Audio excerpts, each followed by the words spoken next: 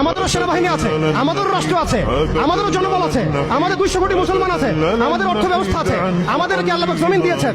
কি দেন নাই আল্লাহ রাব্বুল আলামিন আমাদেরকে?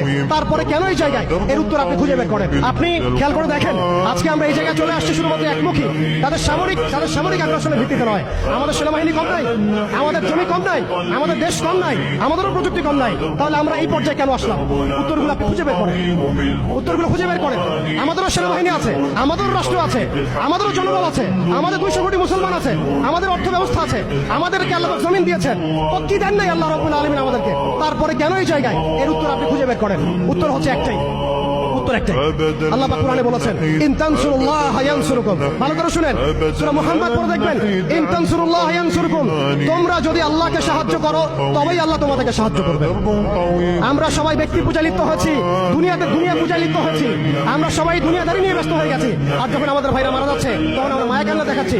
এইসব ভণ্ডামি দিয়ে জিহাদ হবে না, এইসব ভণ্ডামি দিয়ে বাইতুল মুকাদ্দাস বিজয় হবে। আল্লাহর কাছে ফিরে আসেন, পরিপূর্ণ দ্বীনে দীক্ষিত হন। ইন তানসুরুল্লাহ ইয়ানসুরকুম। তোমরা আল্লাহকে সাহায্য করো, অর্থাৎ তোমরা আল্লাহর দ্বীনকে সাহায্য করো, আল্লাহ তোমাদেরকে সাহায্য করবেন। ওয়া ইউসাব্বিত আকদামাকুম। তোমাদের পা আল্লাহ পাক শক্ত করে দিবেন। আল্লাহ সতর্ক করেছেন, ওয়া ইন তাতাওয়াল্লাউ। তোমরা যদি মুখ ফিরায় নাও, আল্লাহ থেকে তোমরা যদি মুখ ফিরায় নাও, ইস্তাবদিল কওমান গায়রাকুম। আল্লাহ পাক তোমাদেরকে সরায় দিয়ে নতুন কওমকে নিয়ে আসবেন। সুম্মা লা ইয়াকুনু আমসালাকুম। তারা তোমাদের মতো অপদার্থ হবে না। এটা আল্লাহ পাকের দ্ব্যর্থহীন ঘোষণা। অতএব পরিপূর্ণ ইসলামে দীক্ষিত হতে হবে, আমরা সবাইকে ইসলামে ফিরে আসতে হবে, ওলামায়ে কেরামের সাথে সম্পর্ক রাখা এবং একই সাথে জাতিগত একটা ঐক্য গঠন করা।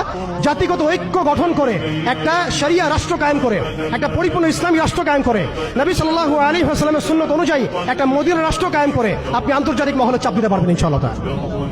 আর যদি সেটা না হয়, আর যদি আমাদের রাষ্ট্র ব্যবস্থা, সরকার ব্যবস্থা, প্রশাসন এগুলোর ধার না ধরেন, তাহলে আমি বলে দিচ্ছি, আপনারা লিখে রাখেন, আজকে গাজ্জাবাসীর যে অবস্থা হয়েছে, আজকে ইরাক, সিরিয়া, লেবানন, জর্ডান এগুলোর যে অবস্থা হয়েছে, আমাদেরও যে সেই অবস্থা হবে না এর কোনো গ্যারান্টি নাই।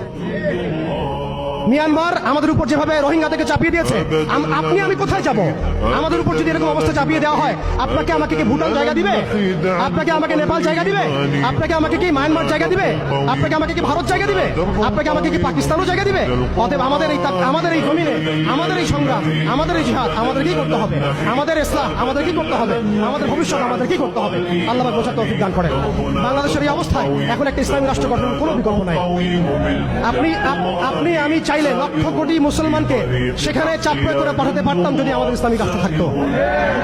আমাদের যদি একটা ইসলামী রাষ্ট্র থাকতো, তাহলে ওরা যেভাবে ইউনাইটেড নেশনস গঠন করেছে, এইভাবে আমরাও ইউনাইটেড মুসলিম নেশন গঠন করতে পারতাম। আমরা সেটা পারি নাই, পারছি না।